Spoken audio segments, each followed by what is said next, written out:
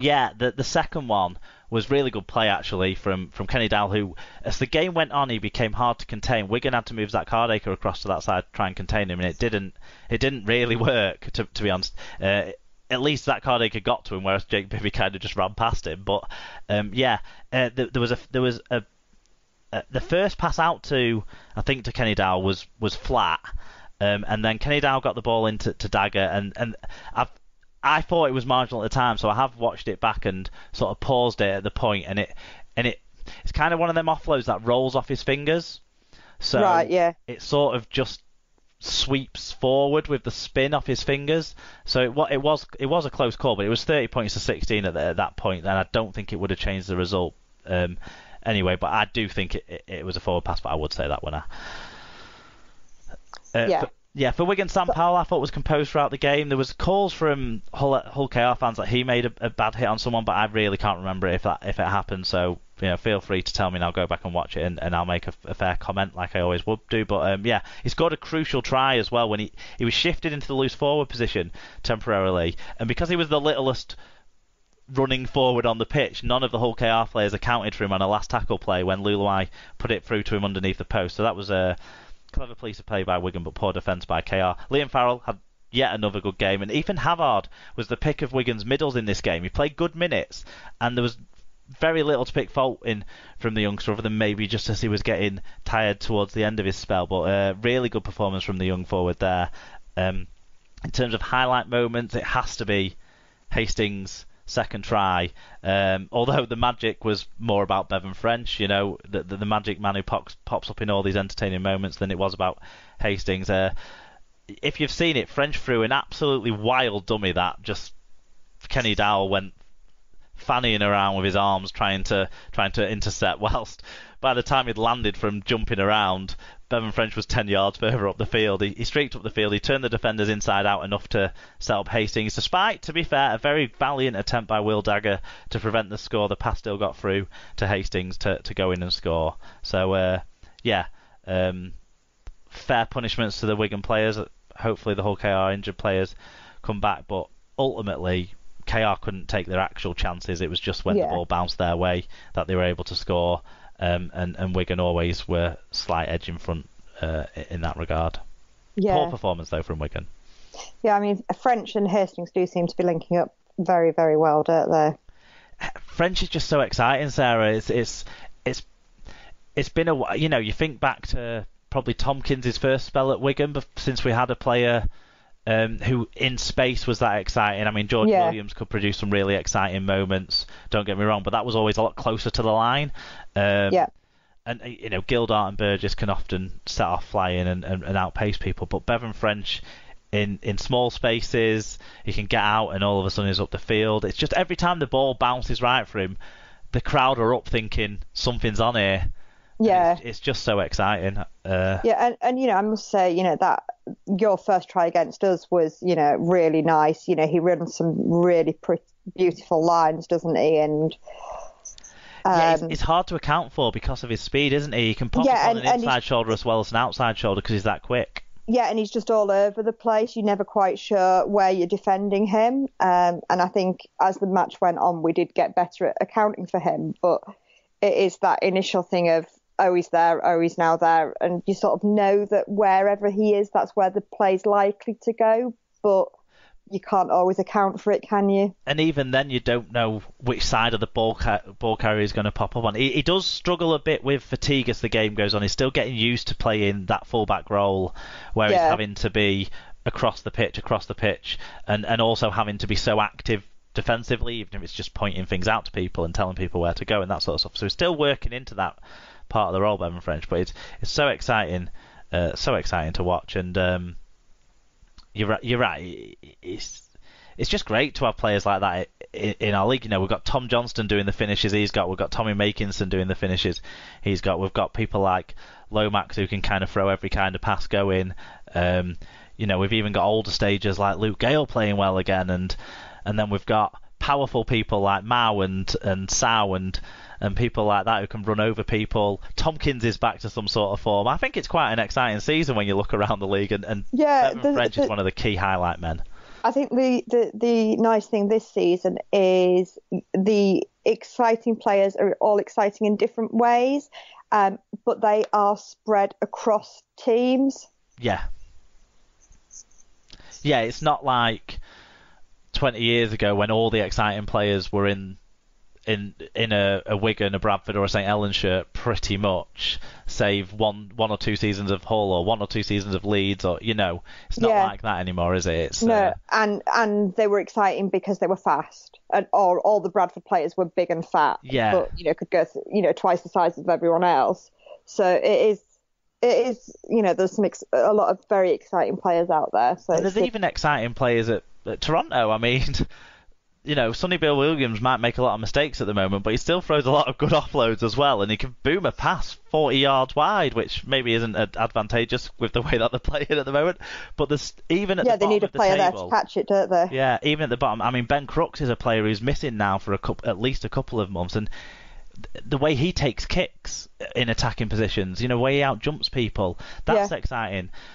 Niall Evans at Salford, they've only won one game, but boy, is he a joy to watch sometimes. I think it's a really exciting league this season for entertaining play.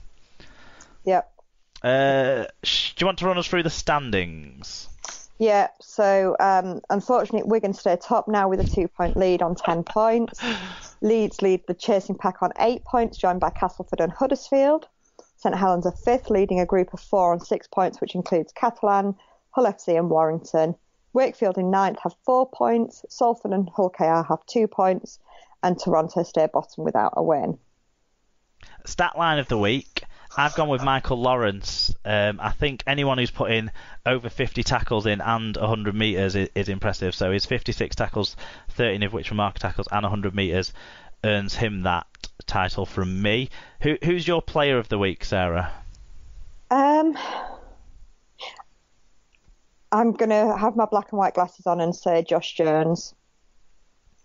Yeah, for me it's hard to kind of pick a player that isn't a Wigan player this week as well, just because that's the game that maybe I've focused the most on. I don't know, and the TV games, one was so one-sided it was hard to pick a star man who deserved the accolade of player of the week, and the other one was so not one-sided that it was hard for no one really stood above the other. So I'm going to go with Liam Farrell as my player of the week, just to celebrate that he's back in the England squad set up as well.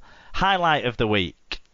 My personal one was Jake Wardle's try to win it against Saints. That sort of stop and go that saw him burn past Jack Wellesby, I thought was very very impressive and sign of great things to come for that kid. What about yourself? It's got to be the drop goal. Of course it has. No one could take that one away from you as highlight of the week this week, Sarah. Predictions. Last week I went 5 out of 6. Tim went 4 out of 6. I'm trying to find the papers to see which one took him the wrong way. It was Cass. It was Cass. In the Super Brew, in the host Super Brew, I'm wearing the yellow cap this week. I've taken over from Alan at the top as well. Ooh. I know, Alan's run of dominance has ended. Sarah, you're in 3rd, and Tim is still in last. In the main Super Brew, Andy Curry takes over at the top of the table. Michael Hawkins, though, wears the yellow cap in a week where he gained 27 places in the table. He must have had a good few bang-on margins this week. Yeah, maybe he went for Huddersfield to beat St Helens. Possibly, yeah. Trying to think who Michael supports. Can't remember. I apologise, Michael. In the fantasy league, Alan Bagley stays top. No. Yeah, I know. Who'd have thought it? And actually, in what was a really high-scoring week, Ian Sharp, who I think is a Huddersfield Giants fan, he top scored with 722, which is a brilliant score. That's amazing. Yeah, well done. There was multiple over 700s, and loads of people got over 600 this week. So well done to everyone in the fantasy league. That's an awesome thing, because 600 used to be very good, didn't it? Yeah, exactly. Like 600. Well, for Alan, 600's par, innit? Yeah. But for the rest of us, we're all happy with anything above 500, let alone 722 that Ian put up. So well done, Ian. Thanks to everyone who got in their fan reviews. It's always great to get those insights, even if the insight is I was at Wakefield and couldn't see very much. Yeah. So thanks to the fans for getting those in. Make sure you get them in on next weekend's games. We're now going to move through into other results.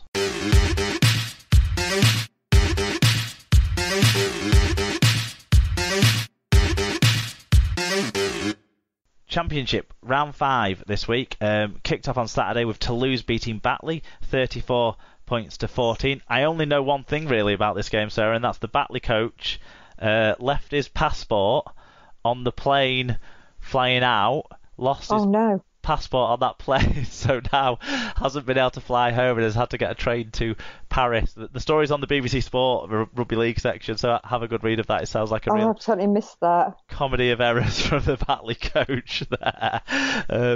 To rub salt into the wounds after the defeat, of course. It was Featherstone 35, Swinton 24. It was Lee who were reduced to 12 men in this one. Still managed to beat Halifax 34 points to 20. Oldham went down at home to Dewsbury 24 points to 6. It was Widnes 40, Whitehaven 16. We got a fan viewing on this one. Yep, Paul O'Brien got in touch and said, a win for the Vikings at home. The score doesn't reflect the effort from Haven. Widnes pulled away in the last 10 minutes with 3 late tries. Yeah, I must admit I looked at the score at half-time on that one and thought it looked quite close. So obviously Widnes saw it home in the end. It was York 12, London 18. So York's poor start to the season continues, and London got some revenge for that Challenge Cup game a couple of weeks ago. And then finally, the R-League late game on Sunday was Bradford 28, Sheffield 0. But no fan views on that one, which is a little bit of a surprise, but dominance. What are you doing, Carsten? I know, yeah. And Alan. Yeah.